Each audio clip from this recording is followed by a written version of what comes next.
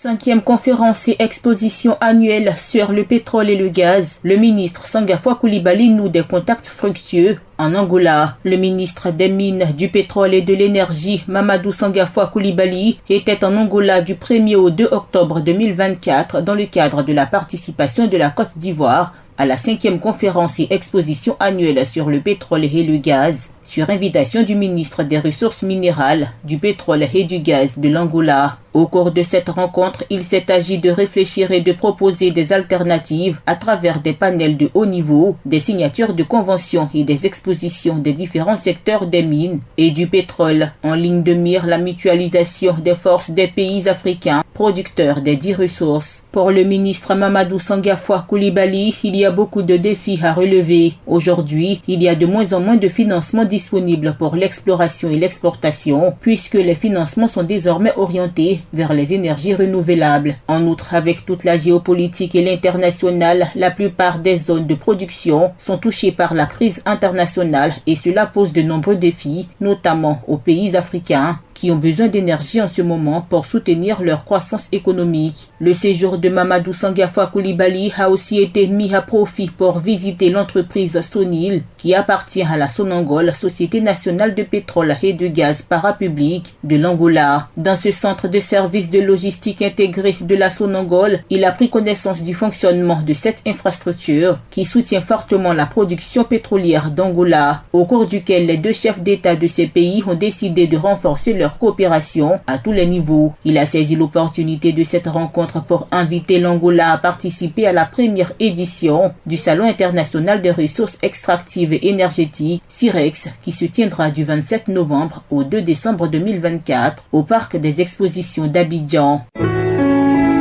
APRA, Agence Presse Radio et Audio.